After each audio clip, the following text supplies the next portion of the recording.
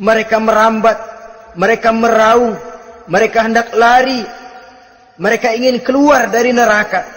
Tapi tiap kali mereka merambat ingin keluar, ditarik lagi. Kalau ucara kita, ayo, mau kemana lo? Apa kata malaikat penjaga neraka? Zuku azabal harik. Rasa ini, makan pencarian lo waktu di dunia. Saudara-saudara, lalu ada pula siksaan penduduk neraka itu, di mana dahi, lambung dan punggung mereka dipanggang dengan api neraka. Allah Karim. Kita di dunia ini tertusuk paku saja waktu berjalan, sudah bukan main pedihnya. Tertusuk duri saja, sudah bukan main pedihnya. Ini punggungnya, lambungnya, macam disate, dipanggang dari api neraka. Dalam At-Taubah ayat 35, kita temukan firman Allah, Fi nari jahannama, fatukwa biha hibahuhum, wa junubuhum, wa zuhuruhum, na'udzubillah, summa na'udzubillah. Kemudian ada pula penduduk neraka itu yang disiksa, lehernya diikat dengan rantai. Mereka spontan diseret-seret dengan sekeras-kerasnya dan dilemparkan ke dalam lautan air yang sedang mendidih. Kemudian mereka dibakar dalam api yang bergejolak dan menyala-nyala. Pada surah Al-Mu'min ayat 71 dan 72, Allah Subhanahu wa taala menjelaskan, Izil aghlalu fi a'nakihim wassalasil yushabuna fil hamim summa fin nari yusjarun. Ketika belenggu dan rantai dipasang di leher mereka supaya mereka diseret ke dalam air yang sangat panas, kemudian mereka dibakar dalam api. Ada lagi penduduk neraka yang dipegang jambulnya lalu diseret ke tengah-tengah neraka, kemudian kepalanya digerujugi dengan air yang mendidih seperti yang dijelaskan dalam surah Ad-Dukhan ayat 47 dan 49. Pendeknya, azab dan siksaan neraka itu sesuailah dengan amalan dosa yang dikerjakan manusia pada waktu kehidupan di dunia ini. Maka dalam puncak perjalanan Mi'raj misalnya, kepada Rasulullah sallallahu alaihi wasallam diberikan berbagai macam penglihatan sebagai contoh dan tamsil dari kehidupan di dunia ini.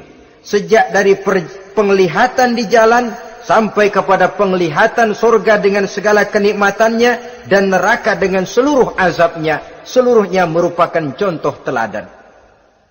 Misalnya dalam perjalanan ketika hendak Mi'raj itu, sebelum berangkat Rasul disodorkan 2 minuman. Segelas berisi arak, segelas lagi berisi susu. Kata malaikat Jibril, ambillah salah satu minuman itu ya Muhammad. Lalu Rasul dengan tidak ragu-ragu, mantap betul beliau mengambil gelas yang berisi susu, lalu beliau minum. Setelah beliau minum itu, malaikat Jibril berkata, Shaddaqta ya Muhammad. Engkau telah benar Muhammad.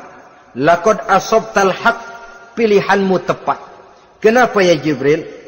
Untung susu yang kamu minum Muhammad. Kalau arak yang kamu ambil, pasti umatmu bakal jadi umat yang teler semua. Ini pun satu contoh buat kita semua, bahwa dalam kehidupan kita selalu berhadapan dengan susu dan arak, berhadapan dengan hak dan batil, berhadapan dengan benar dan salah. Maka hati-hati kita jangan sampai salah pilih karenanya. Lalu yang ada kaitannya dengan persoalan kita, penglihatan yang diberikan Allah kepada beliau di neraka. Beliau melihat sekelompok orang dilontari kepalanya dengan batu dari api neraka.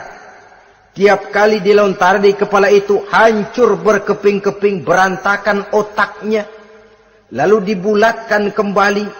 Setelah kepala itu bulat kembali, disambitin lagi. Menjerit, meraung, merintih kesakitan, hancur kepalanya, berantakan otaknya, lalu dibulatkan lagi, terus menerus begitu, tidak pernah berhenti. Sampai Rasul bertanya, ya Jibril, ini orang kenapa kepalanya dilontari dengan api neraka sampai hancur lalu dibulatkan kembali? Kata malaikat Jibril, ya Muhammad, itulah contoh daripada umatmu yang berat untuk sujud kepada Allah Tuhannya. Itulah contoh dari umatmu yang waktu hidup di dunianya tidak pernah mendirikan solat sama sekali. Sombong yang paling sombong adalah sombong kepada Allah. Artinya tidak mau sujud kepada Sang Maha Penciptanya. Jadi barangkali saudara punya cita-cita atau keinginan, saya mau yang ini saja, persilahkan, gak usah sembahyang.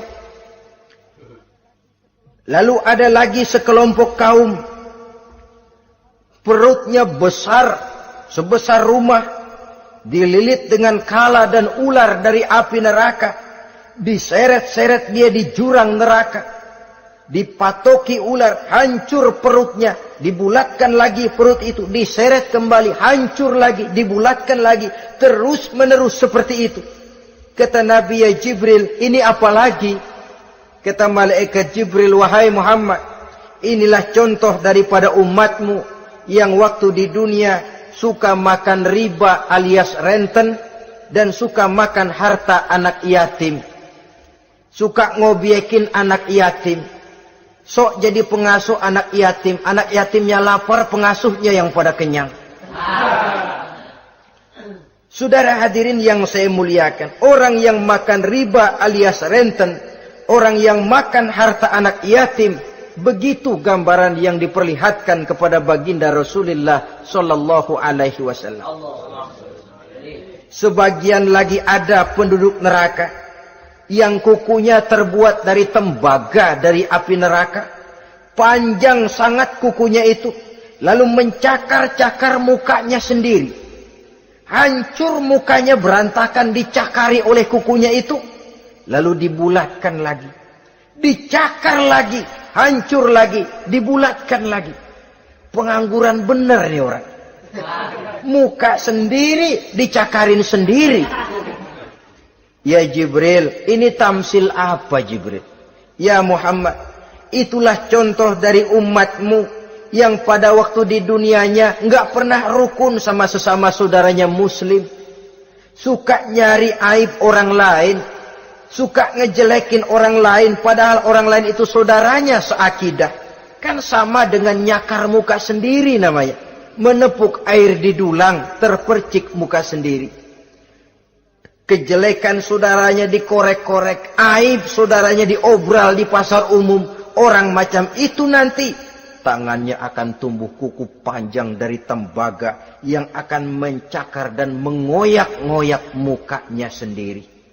Itu kita bisa lihat nanti. Oh, ini yang waktu di dunia suka ngorek-ngorek kesalahan orang tuh lagi pada nyakarin mukanya. Oh, begitu.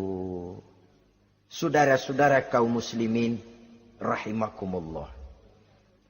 Oleh karena itu Nabi ajarkan kita, tuba liman syaghalahu aibuhu an uyubin nas. Beruntung orang yang aib dan kekurangan pada dirinya menyebabkan dia sibuk sampai enggak sempat ngorek-ngorek aib dan kekurangan orang lain. Introspeksi. Beruntung orang yang celak dirinya menyebabkan dia sibuk dan tidak sempat ngorek-ngorek aib pada diri orang lain.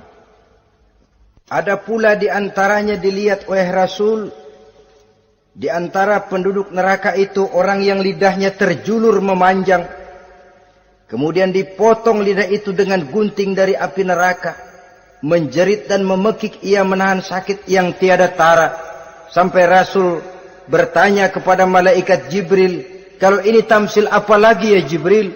Kata malaikat Jibril, wahai Muhammad, inilah contoh dari umatmu, orang-orang yang waktu di dunia tidak pandai menjaga lidahnya, suka menggunjing orang, suka memfitnah orang, suka ghibah dan namimah, suka ngomongin orang di belakang yang bersangkutan.